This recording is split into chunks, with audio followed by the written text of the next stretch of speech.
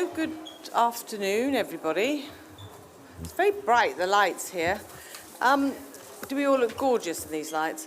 Thank you very much. I'm going to hand over to both Seb Coe and also Mr. Dakhlan Hamad to talk a few words about the championships, and then we'll open it up for Q&A. Thank you. Jackie, thank you. Sorry, I think we're just a few minutes late.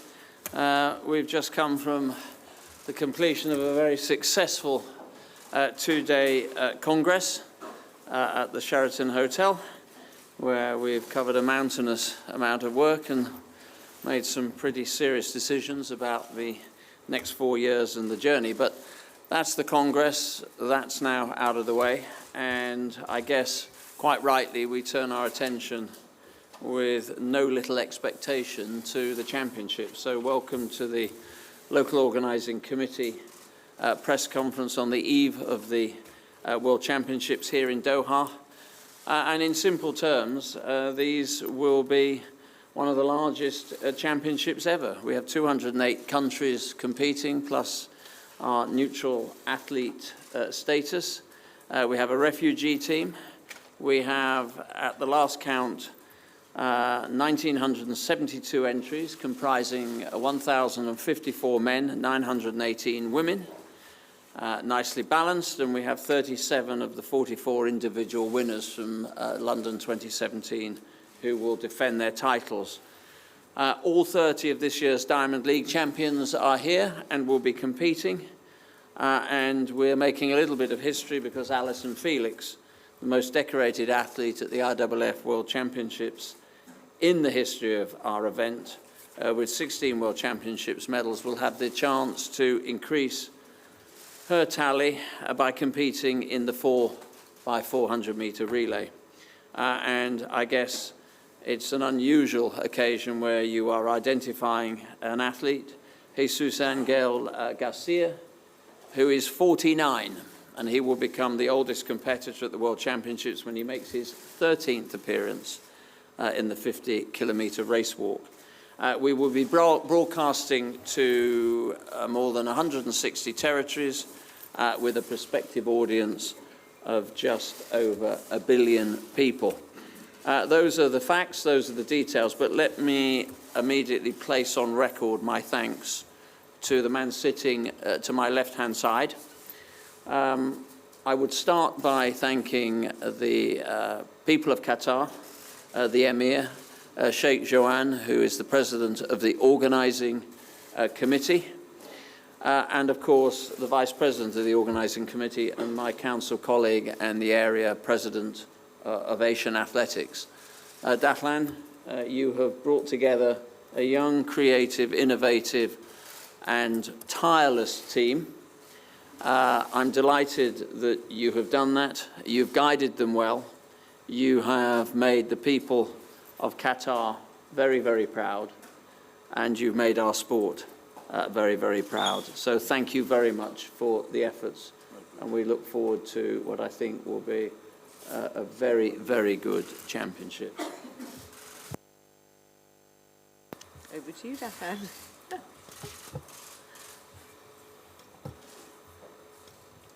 Thank you, President Seb, and good evening and marhaba to everybody. Welcome, everybody, and thank you for joining us on the eve of the biggest sporting event that the region has ever hosted. As you can see, I sit here filled with the pride and excitement, as well as a huge smile. My smile represents tens of thousands of smiles throughout Qatar, as the moment that everybody has been waiting for has almost arrived. The smiles in schools, communities, sports clubs, businesses have been growing for months as everybody across the country has prepared to give the world a traditional warm Qatari welcome. Through the power of athletics and hosting the IAAF World Athletic Championship, we have seen a significant growth in sport across Qatar. A growth where more children are competing in more sports, where they are asking questions and learning new skills. All of this is because the excitement of this competition. This championship will not last 10 days in Doha. It will last for a lifetime. It is a legacy, will inspire the next generation of sports stars in our country and encourage more young boys and girls to take up the athletics, seeing the world of opportunities that sport can bring to them in their lives. Over 100 schools have united in Doha to take the part of in our schools program, where we have combined sports and education.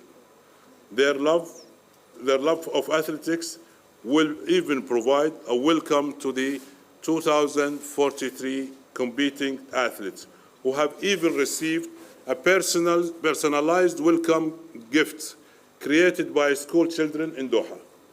This championship does not only create new opportunities for young people to be part of global sporting events, it creates opportunities for sports fans of all ages and communities. Qatar is a home to over 80 different nationalities. Each of these communities will welcome athletes from the home countries. So every effort has been made to make sure that everybody from all backgrounds will have an opportunity to attend this global sporting event in what is a once-in-a-lifetime opportunity. Indeed, it will be a championship for many firsts, from the competition being hosted in the Middle East to the first time we can celebrate all communities throughout sport. The first time an athlete tries their sports, there are a challenge and room of improvement.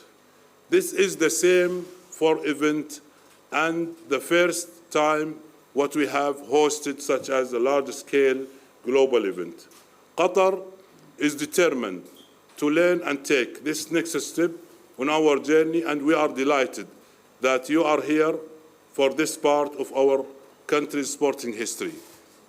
We are happy with the ticket sales and the engagement which have seen throughout the country, which is bigger than any other sporting event we have hosted. And athletes will always look to improve and push themselves onto the next level. And that is the same ethos and love for sports is the same for all of us here in Qatar.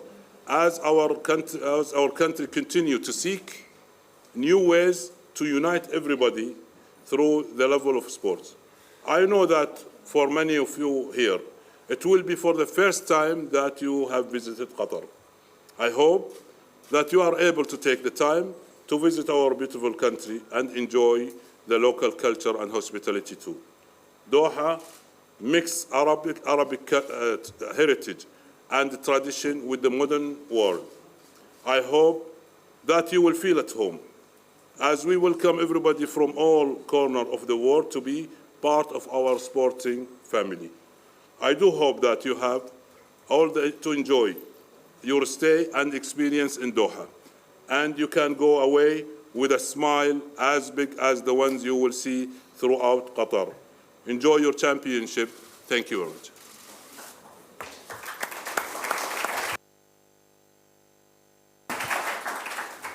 Okay, thank you very much, Declan. So Q&A, yes, when you get a microphone, if you could just say who you are and where you're from, that would be terrific. Duncan. Duncan Mackay from Inside the Games. A question for Mr. Delan. You talk about the excitement that you're experiencing in Doha. Will that be reflected in people in the stadium? Are the ticket sales good, and will we expect full crowds? Thank you. Definitely, we are excited, not the local organizing committee, but the people of Qatar. People who live in Qatar are really excited. And the indication for that one, when we opened for the volunteers, we found thousands of people are really coming forward, you know, to be a volunteer with us. This could tell one thing, that Qatar is ready, and the people here in Qatar are ready to welcome the world here. So we are excited for this one. Mr. Coe, would you describe Qatar as a democracy? I'm not here to sit university papers on political economy. I'm actually here to help deliver a great world championship. So I will leave you with the definitions. But I know you've done your homework. You know that this country relies partly on Sharia laws and homosexuality is forbidden. Do you think homosexual athletes will feel comfortable competing here? Yes, I do, and I'm also a great believer that sport shifts the political, cultural and social dial. It's one of the great soft powers that we have, and utilised properly can shine a spotlight on all sorts of issues that sometimes not even the media want to tackle. Give us your view on homosexuality and question? homosexual athletes, please. It's an important issue for us. Well, you have to understand, we in Qatar are, first of all, we comply with all international rules. And Qatar, this is known to this. We respect the privacy of the people. We respect the rules of the United Nations and the whole world. And, this is a tradition that it is in everywhere that, whenever you go, you have to respect also the rules and the rules of the country. So it is an open society, but also we have to be on the right to do what is the people do. But it is an open society.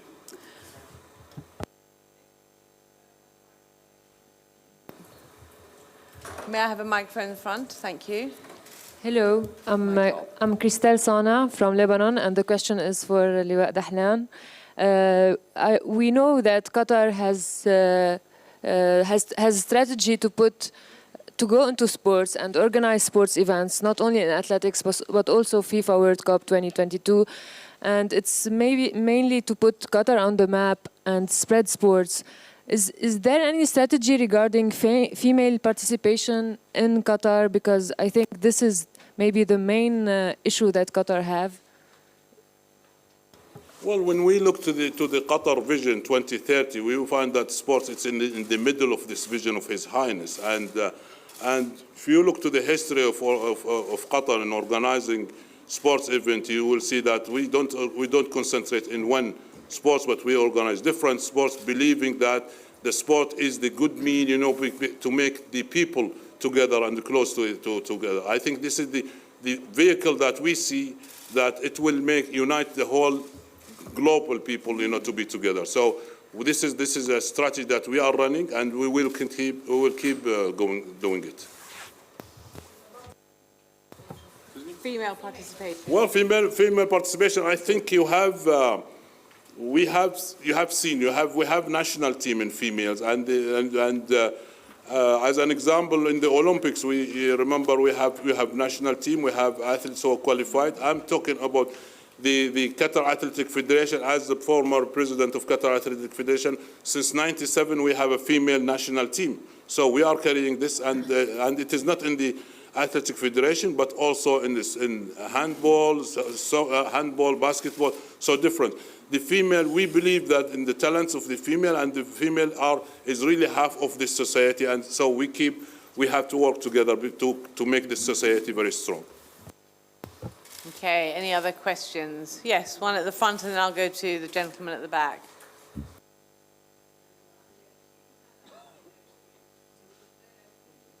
This gentleman, keep your hand up, Olive. Thank you. I'm Olaf Brockmann, Kronenzeitung, Vienna, Austria. Speaking about athletics, Sepp, what are your personal expectation for this World Championship? Jackie, thank you very much.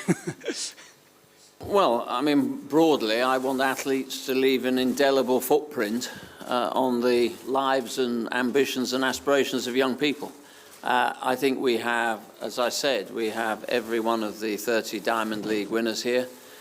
We have 40-something athletes that were winners and medalists from London. And we have some of the most talented, exciting athletes coming through. I can't actually remember a time in the sport when I've been so optimistic and excited about young talent coming through. If you look at if you look at our top 10 lists across every discipline and in every continent, you have about a quarter of that top 10 are under the age of 23. And I'm not sure we've had those types of metrics for some time. So the sport is in great shape. We have some incredibly talented young athletes coming through. They've sort of hit the streets running in the last year, and this will be a really good opportunity for them to understand a great deal more about championship racing en route to the Olympic Games next year. But it will be in this stadium in the next 7 or 8 days that I think we will witness some really outstanding performances. Okay, gentleman at the back with the blue shirt, thank you. Ian Axon from Reuters Television. Lord Coe, is it good for the sport if Christian Coleman wins the 100 metres?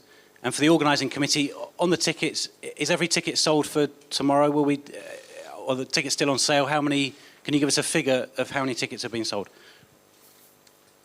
Yes, it's good for the sport if Christian Coleman wins the 100 metres here. I don't think he'll have it all his own way, but yes, of course it is.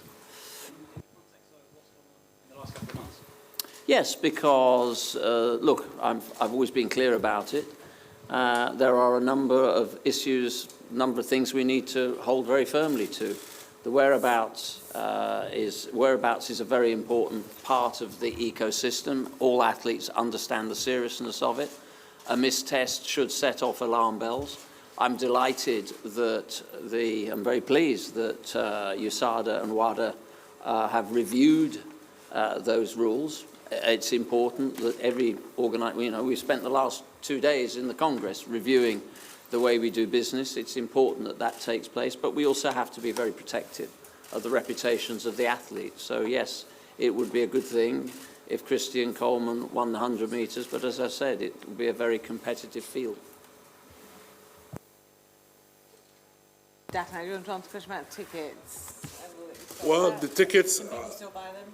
The tickets is really going good, and we are almost now, according to the last, the last statistic I received, because I was just busy these 2 days with the Congress, but the last tickets, I think, with the remaining tickets was about 5,000 tickets. So that is today. So I have to give you an update later, but I know that hopefully from the beginning we will be full house. But if people were going to buy tickets, where would they buy them, Daphne? Well, we have set up a good program. We have set up a good program, for selling tickets. And if you have the chance, to visit the shopping malls, you will see booths there. People are really buying tickets, and there is, the tickets are everywhere. In fact, I know that some of the location in the stadium are already sold, totally finished.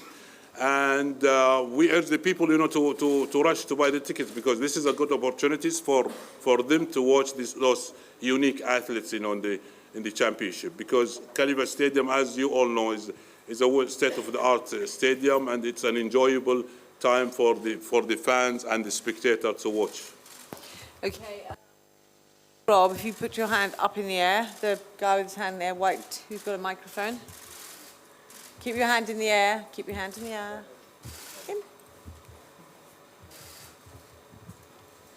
Him. Seb, I'm sure you want to focus on athletics, but Amnesty have put out a statement over these championships. They say they're not against these championships taking place, and they recognise that reforms have taken place, but they also say that migrant workers were exploited, obviously, building this stadium, and the pace of reforms hasn't been fast enough. Does that trouble you, and what's your message to any migrant workers, particularly those who might be coming to the event? Look, I've always been clear about this. I don't see organisations like Amnesty or International Labour or any of those groups out there that have that as an agenda being sort of competitors to what we're doing. In fact, throughout the London years, we work very closely with those organisations. And actually, sport is a really good opportunity to showcase and to challenge some of those issues. So, look, when I visit sporting organisations, when I visit political leaders, I do challenge them. And I probably am able to do so wearing my sporting hat more so than most passing political trade ministers do, who, will tiptoe around the subject. So I do encourage those organisations to work closely with sport. We can actually be quite a powerful alliance. We're not competitors. We should be seen as collaborators here. And the stadium that you refer to is a stadium that we're very proud to be, currently in. It's a football stadium, and we recognise that as well, but it will become the centrepiece for athletics, currently and future. So look, it is a dialogue that we're actually comfortable about entering it. There's nothing here to shy away from, and I'm delighted that Amnesty are pleased that we're here, because if I go back to the answer I gave a few moments ago, I do actually genuinely believe that sport has the ability. No society is poorer for having sport enshrined in it.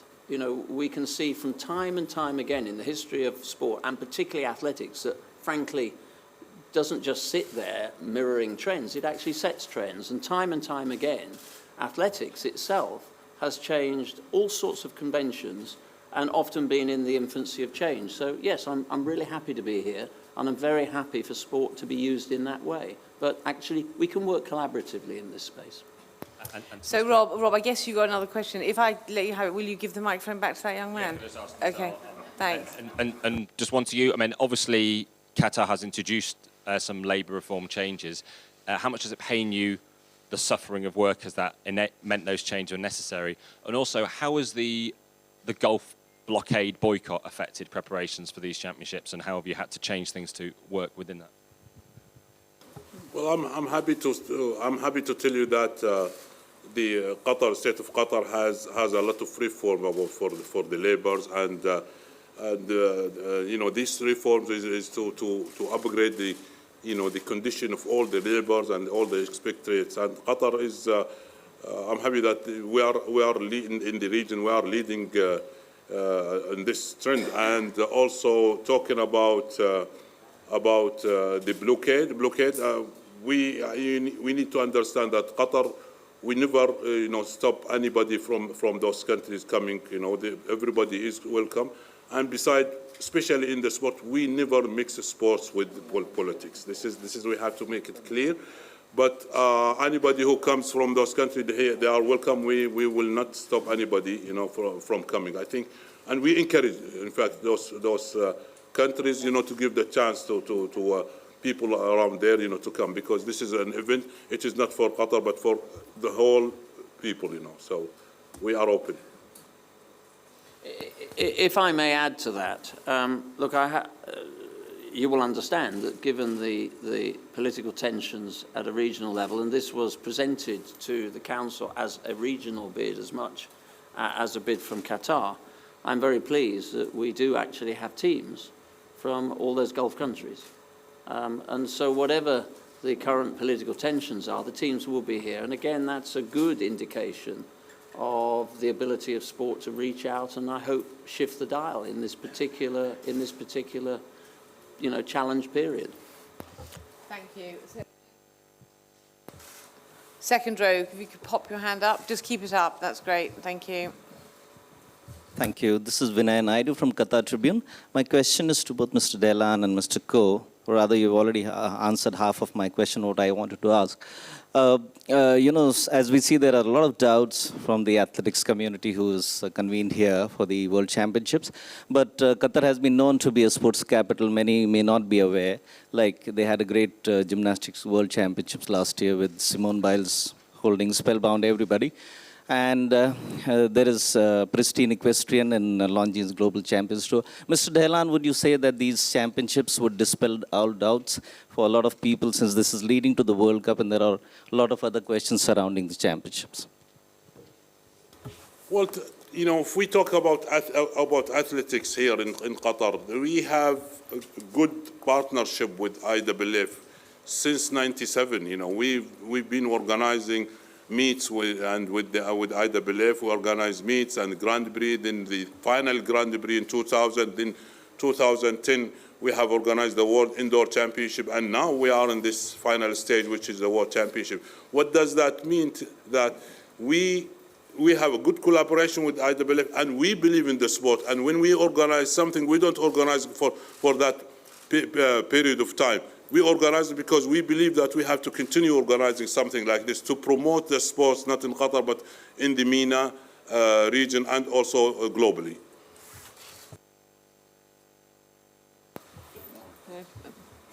Okay, the lady, if you put your hand up, the microphone's coming over there. Thanks. Hello, Amina Abu Amari from Qatar Radio, Oryx FM, ناطقة باللغة الفرنسية. Can I ask my question in French? Ok. Quelles sont les chances et les objectifs de la fédération qatarienne? Bien sûr, on prévient de ces mondiaux, notamment quand on sait qu'il y a des athlètes qui reviennent de blessures, les champions Samba et Barsham. Hello, the question is, what are the chances of the Olympic, the organizing committee for Mu'taz Barsham and other athletes who have been in recovery for 1 year?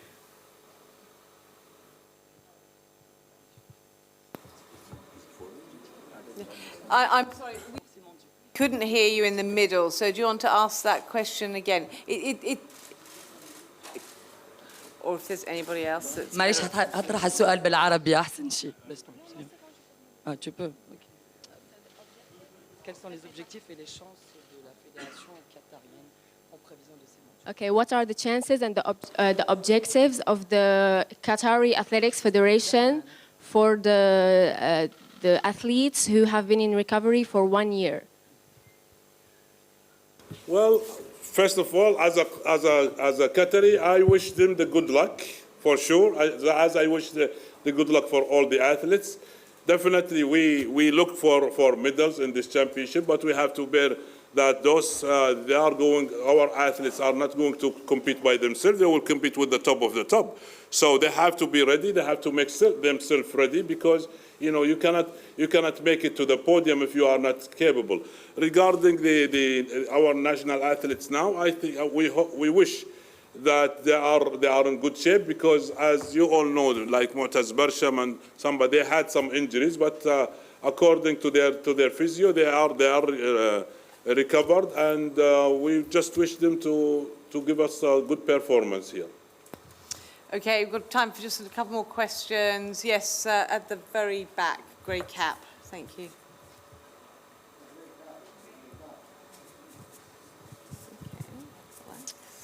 For Lord Coe, I know in your day as an athlete, you weren't a marathoner, you were a middle distance runner, but if you were a marathoner during your prime, would you have wanted to run a marathon in conditions like these at these championships? I did actually run a marathon once. Regardless of weather conditions, it was only once. I decided it wasn't probably my forte. But look, we have a medical team and a local organising committee and our own internal teams that are monitoring this very closely.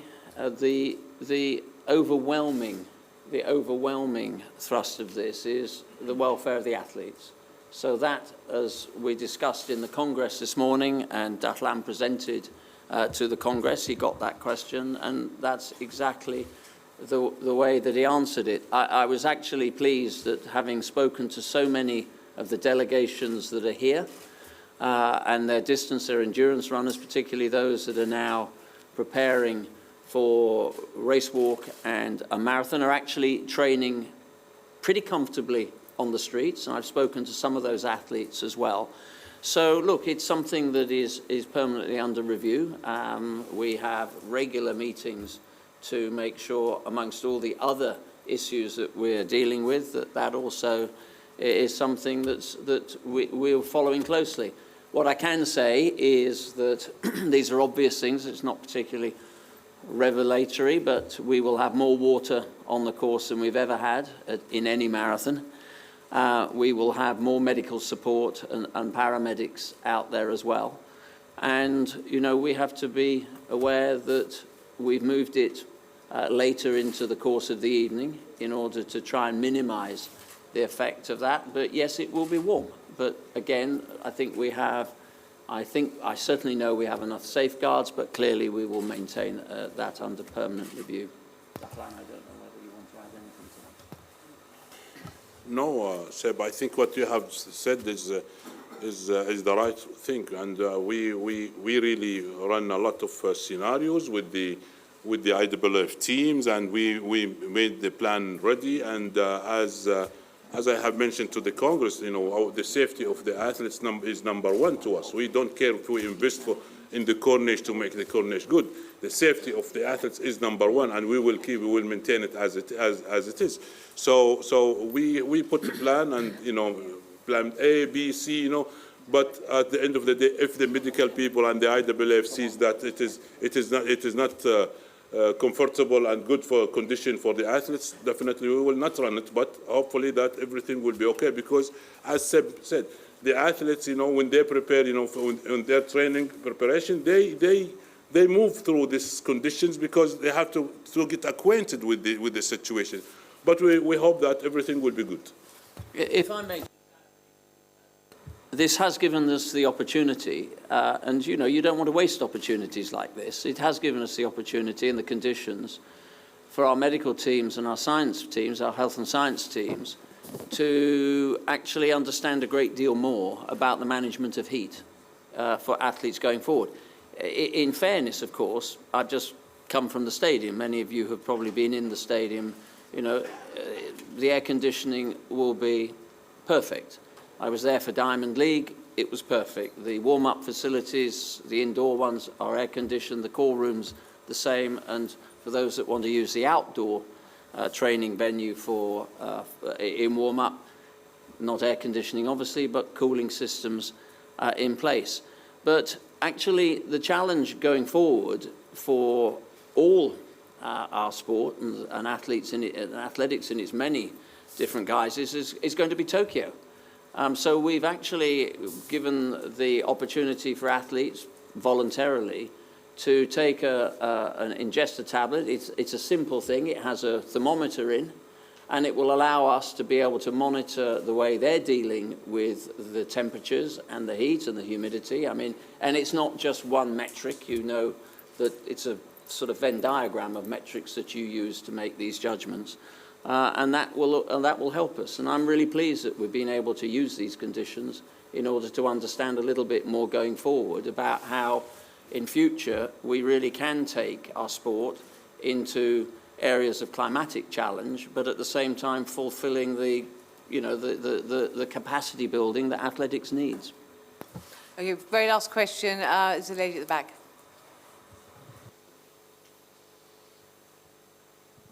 Okay, Barbara Ječko from Slovak Television. I want to ask about the extremely conditions, about the air condition on the stadium. What do you think about it? It's not dangerous for a health of athletes.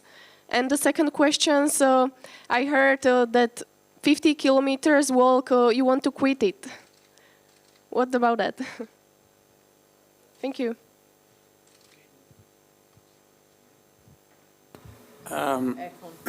Aircon, look, our teams have worked very closely with the technology that has been applied here. I think the aircon air conditioning in stadiums is a very sensible development. I spoke not long ago to Sheikh Joanne, who was actually telling me that it's become quite a good export, where stadium constructors and builders and event managers around the globe are now very interested in how we're managing that. And again, I'm pleased that athletics is at the forefront of that. And the second part of your question, which relates to the recommendation from the Race Walk Committee, that we review those distances. And at the moment, we're working on a bandwidth of distance from 10 up to 30. And we will figure that out as we go forward. And of course, the last piece of the gender balance jigsaw actually was the admission of women into the 50K, which you will see here tomorrow night. So race walking, like every other event in our sport, has to evolve. and the recommendation to council from the race walk committee, and they're made up of some of the most talented and decorated race walkers in the history of our sport, is that the bandwidth should be between 10 and 30 with all the other technology applied to it. Just to add about the air conditioning, because this air condition, as it is really already tested, because we had the Diamond League, and that was air conditioned, and also we have the Asian Championship. So they have proven the athletes, those top athletes who are going to compete from tomorrow, they already came for some of them for the Diamond League. So for them it is a normal condition. Okay, thank you. Seb, you want to just make one other announcement, and then we have another press conference? Yes. Just very briefly, but actually crucially, Datlan very warmly welcomed you all to his country. He also warmly welcomed you or invited you to stay and to visit a little bit more in Qatar. I'm hoping that while you're here, you will go to the city centre mall, where you will see the heritage exhibition. When we were here for our council meeting in June, was it, Datlan? We welcomed all our council colleagues and we opened it. And this is part of the work that Chris Turner, who's the director of the heritage team at the IAAF, it's a unit that I felt very strongly I wanted to create, because if you don't respect your history, then frankly you can't find any sensible roadmap for future engagement. It's very important that young people understand the history and heritage of our sport. So that was one manifestation. The heritage unit, the heritage department, is another one that will coordinate that. But we also decided that in order to really celebrate globally the impact that athletics has had on different communities, we created the heritage plaque. And in simple terms, that just respects performance, it respects venue, and it respects a moment in history and a moment in time in our sport. And I'm delighted this evening to announce 6 further heritage plaques, and they are really to the legends category, and they all celebrate great coaching contribution in our sport. And we've done them on a continental basis. All 6, as I've said, are coaches. They are awarded only posthumously. So in Africa, the plaque goes to Valdemeskel Kostra, who is the coach, of course, to Haile Gebrselassie and Kenenisa Bekele. In Asia, it goes to Yoshia Koido, coach to Nakoya Takahashi and Hiromi Suzuki. In Oceania, that award goes to the great late Arthur Lydiard, who actually happened to be a great friend of my father's, who was coach to Peter Snell, 8 and 1500 metre double winner at Olympic Games before, and Murray Hallberg. In Europe, to the great Franz Stamfel, who coached Sir Roger Bannister, who sadly left us last year, and Chris Chataway, and of course Ralph Dubell, who won the Olympic title over 800 metres in 1968 in Mexico. I'm just here showing Chris Turner. I do understand my sport. NACAC, North America, Central America, Caribbean, to Lawrence or Larry Snyder, coach to the great Jesse Owens, Glenn Davis, and Mal Whitfield, the only person to win the 8 and the 4 and 8 before Alberto Wantarena. South America, Dietrich Gerner, coach to the great Aldemar Ferreira de Silva from Brazil. We have accompanied that, and I'm guessing that this may be a little closer to home to some of you in here. We've also announced 7 heritage plaques in the culture category. And all 7 are historic athletics magazines, and they are from France, Athletismo, founded in 1921, in Germany, Leichtathletik, founded in 1925, in Italy, Atletica, founded in 1933. In 1945, Athletics Weekly in Great Britain was founded. Congratulations, Jason. Track and Field News, USA, often referred to as another one of the track and field Bibles, founded in 1948. And the track and field magazine Japan, founded in 1951, and I have no intention of trying to pronounce the Japanese. So I'm delighted that those are now very much ensconced and recognized in our history. And do please go to the Heritage Exhibition in the City Centre Mall. It is truly jaw-dropping in terms of what we have now been able to curate and put on show, and it will be a great pleasure to take the International Olympic Committee and its president around there in the next day or so. Okay, thank you very much. Do stay, because we've got another press conference with ASICS coming up right after these ads. No, so Daphne, I know you have to leave.